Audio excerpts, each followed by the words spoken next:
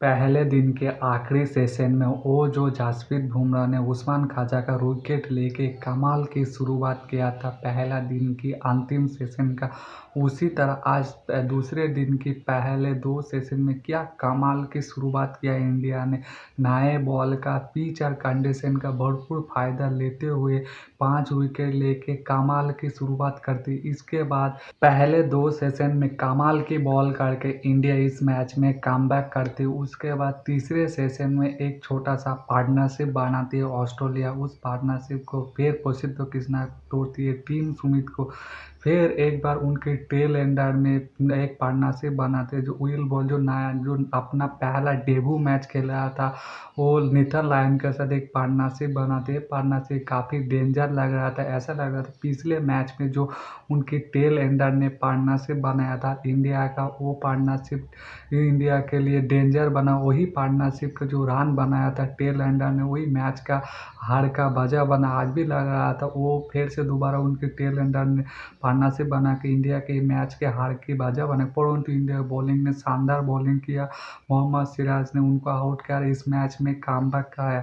इस मैच के Indian bowling ने क्या शानदार बॉलिंग किया, कमाल की बॉलिंग किया, कमाल की बॉलिंग किया। जो जसप्रीत बुमराह ने पेसर बनाया शुरुआत में 2 विकेट लेके उस पेसर की भरपूर फ़ायदा उठाया मोहम्मद सिराज ने। पिछले मैच में जब 3 विकेट लिया था लगा फॉर्म में वापसी की, आज उसी तरह शानदार बॉलिंग किया, 3 विकेट निकाला।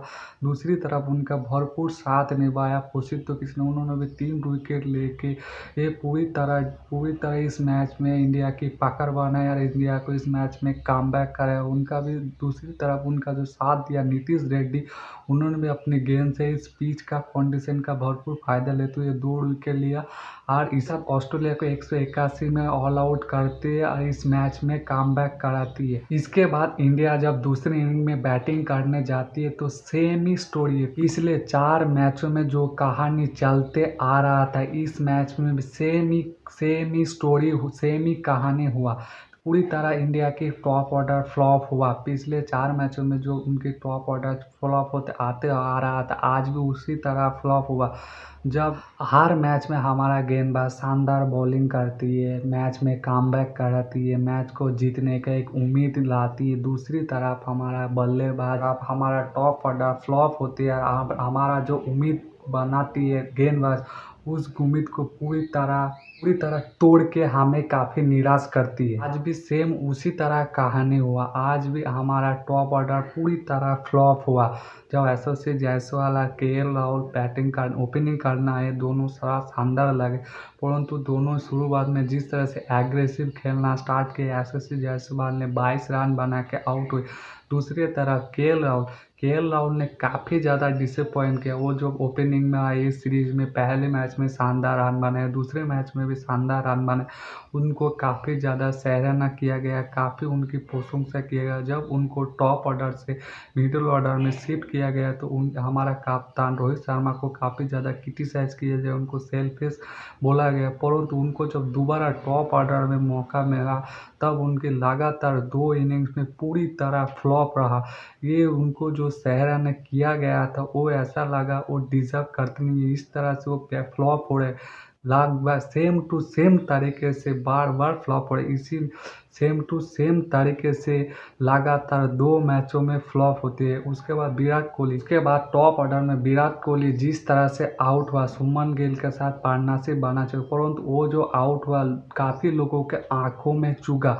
आउट होना कोई बड़ा बात नहीं है, आप कोई गलत शॉट खेलो या कोई बहुत बेहतरीन बॉल हो अगर उसमें आउट होते हो बोल सकते आउट होते, परंतु आप जब सेम एक ही गलती बार बार दोहराते जाओगे अगर एक ही गलती में आउट हो गए तो फिर आपको काफ़ी कुछ बातें बोला जाएगा, आपको काफ़ी क्रिटिसाइज़ किया जाएगा। इस ऑस्ट्रेलिया की सीरीज में 6ठी बार सेम तरीके से आउट होते, आज भी ट्रेंड बॉल उसी तरह बॉल में उनको ट्रैप करके आउट होती। आपको खुद सोचना पड़ेगा क्यों आप एक ही तरीके से बॉल में बार बार आउट हो रहे हो, इसको आपको खुद से बात करना पड़ेगा। आपको एक ही बॉल में ऑस्ट्रेलिया ने इस सीरीज़ में 6ठी बार ट्रैप करके आपको आउट किया। दूसरी तरफ सुमन गिल शानदार लग लग रहा था जब ऋषभ पंत के साथ एक छोटा-सा पार्टनरशिप बनते हुए हमें दिखाई दिया। इन दोनों थोड़ा सेटल लग रहा था टॉप ऑर्डर 3 विकेट गिरने के बाद इन दोनों इस पारी को संभाल लेगा, परंतु शुभमन गिल जिस तरह से डिसअपॉइंट किया, पहले ड्रॉप हुए थे, उसके बाद टीम से वापसी किए थे। पहले इनिंग्स में जिस तरह से गैर जिम्मेदारी शॉट खेल के आउट हुए, आज भी मैच में भी सेट हो चुके थे, 50 बॉल खेल चुके थे, 24 रन बना चुके थे, परंतु वो जो सेम पिछले मैच में टाइम से निकाल के छक्का मारने के चक्कर में आउट होते, एग्रेसिव खेलने के, आज भी सेम उसी तरह गैर जिम्मेदारी शॉट खेल के आउट होती है।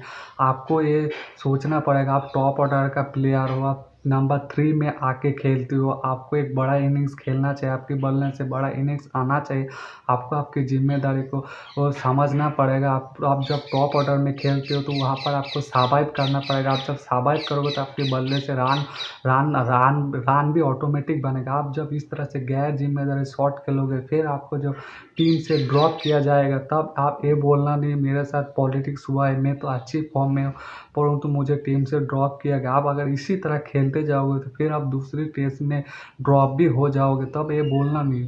दूसरी, शुभमन गिल गैर जिम्मेदारी शॉट खेल के आउट होने के बाद इंडिया का टॉप ऑर्डर फ्लॉप हुआ। ऐसा लगा इंडिया 150 रनों के अंदर ऑल आउट ना हो जाए। वहाँ पर ऋषभ पंत ने क्या शानदार पार्टनरशिप बनाया रविंद्र जाडेजा के साथ, और इस मैच में इंडिया को कमबैक कराया 61 रन खेल के, और इस मैच की वजह से इंडिया इस मैच कमबैक किया।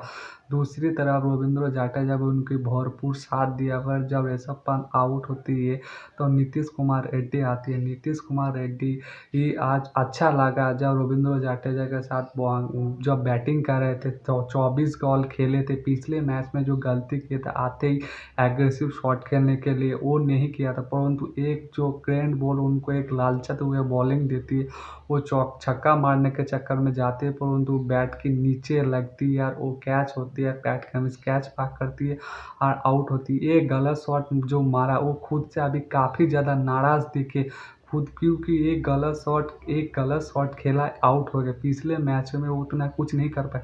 आज उन्होंने एज अ गेंदबाज शानदार परफॉर्मेंस किया, परंतु एज अ बल्लेबाज जो परफॉर्मेंस देना नहीं दे पाए। दूसरी तरफ रविंद्र जाडेजा अभी 8 रन बना के नॉट आउट है, वाशिंगटन सुंदर के साथ 6 रन बना के जाती है।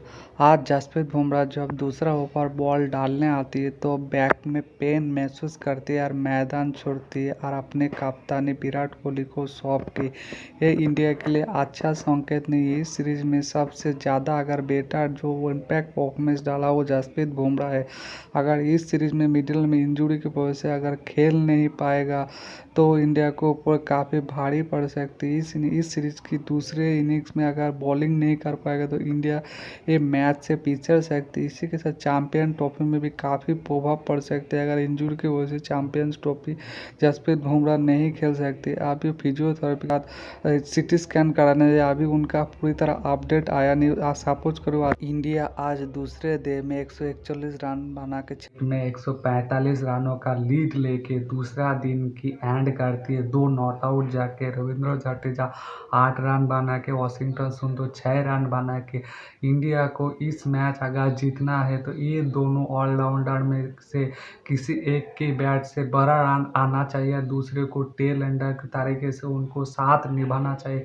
इन दोनों के तीसरे डे में जाके कोई किसी एक बड़ा इनिंग्स खेल पाएगा, इंडिया को 300 से ज़्यादा लीड दे के इस मैच में कमबैक कराएगा। आप लोगों को क्या लगती है इन दोनों में से अंदर किसी एक बैट्समैन बड़ा इनिंग्स खेल के इस मैच में इंडिया को कमबैक कराएगा या नहीं कराएगा? आप लोग कमेंट करना, चैनल को सब्सक्राइब